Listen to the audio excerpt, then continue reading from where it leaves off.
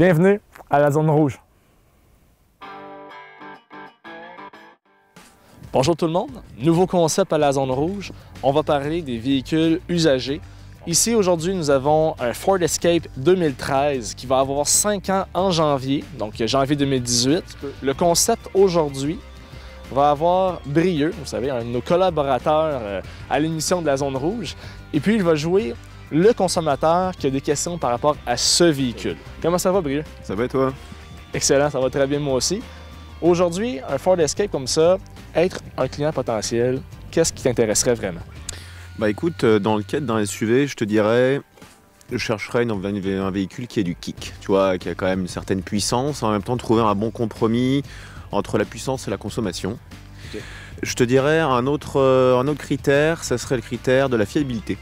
Okay. Fiabilité, savoir si en m'engageant à acheter une voiture qui a X années et un certain nombre de kilomètres, est-ce que finalement je fais le bon choix ou je vais en payer le prix, je vais payer le pot cassé au niveau des assurances et tout?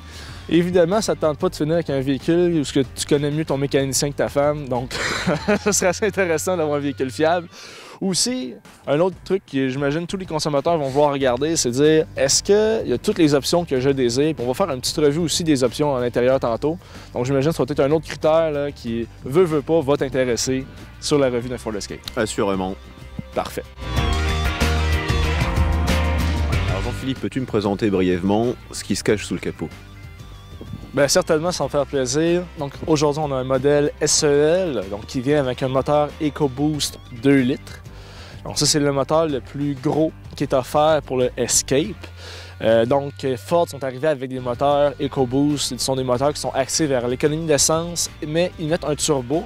À ce moment-là, on a un moteur qui est beaucoup plus puissant et très rapide.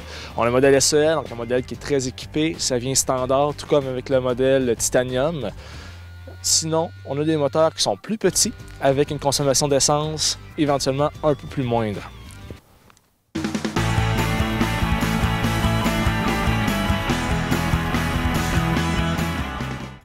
Alors Jean-Philippe, je sais qu'en tant qu'immigrant, les hivers sont très rudes au Québec.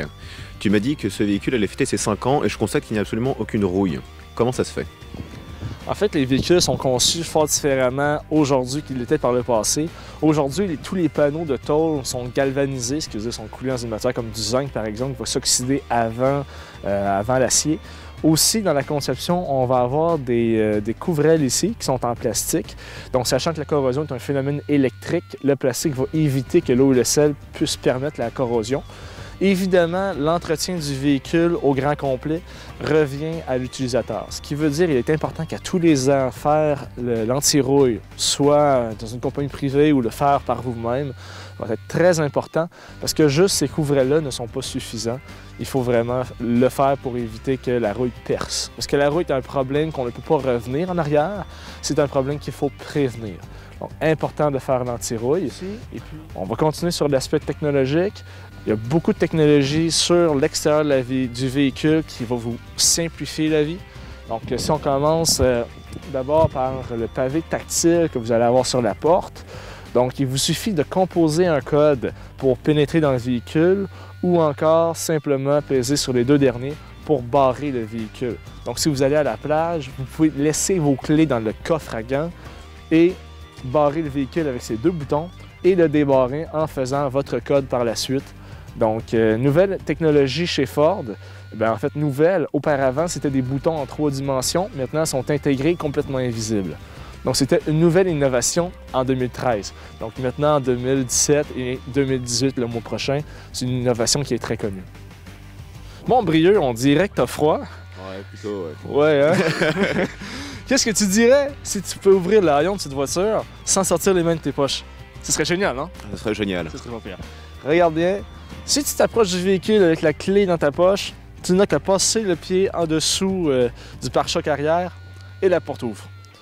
Et c'est aussi génial quand tu as oublié tes sacs réutilisables à la maison puis que tu veux mettre ton épicerie dans le véhicule sans la déposer au sol.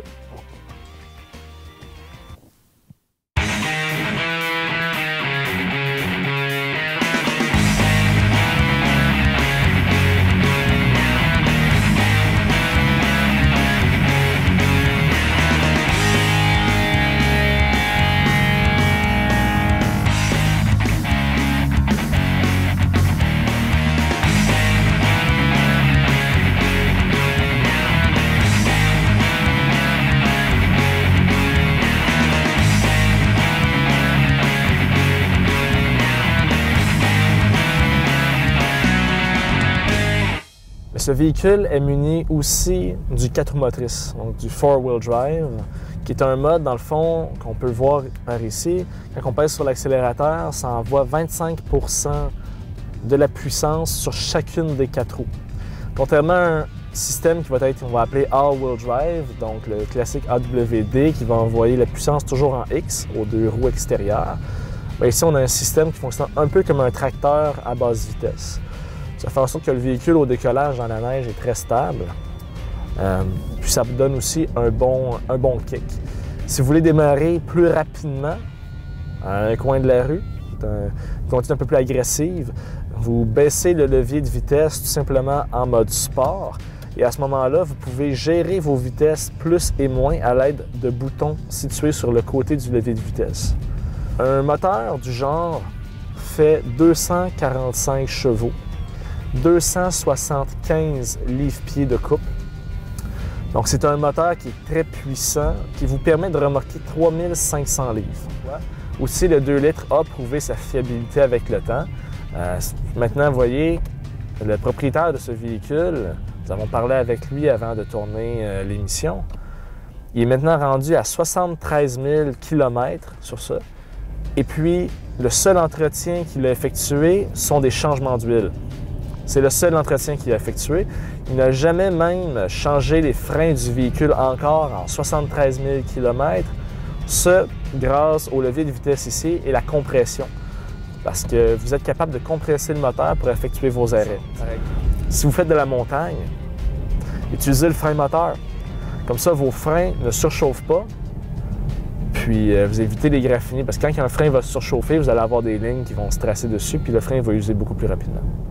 Donc le Sync 2, c'est une des premières interfaces avec une commande vocale. Donc on peut donner des commandes à l'ordinateur de bord sans toucher à l'écran. Vous avez 4 carrés. En fond, la disposition est très simple. On a le carré pour le téléphone. On a le carré pour le divertissement, donc tout ce qui va être la radio satellite, ces choses-là. On va avoir le carré navigation, si vous avez pris l'option GPS. Et la climatisation, qui est aussi gérable sur l'écran tactile et non uniquement sur les commandes conventionnelles.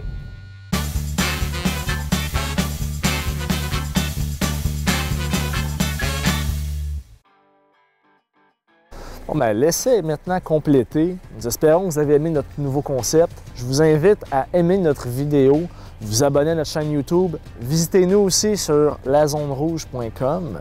Donc, laissez-nous vos commentaires, comment vous avez apprécié. Je veux aussi remercier Brieux de nous avoir accompagnés durant cet épisode. Donc, merci beaucoup, mon ami. Puis on va se revoir à un prochain épisode après X années. Merci à toi, Jean-Philippe. Avec plaisir. Bye bye.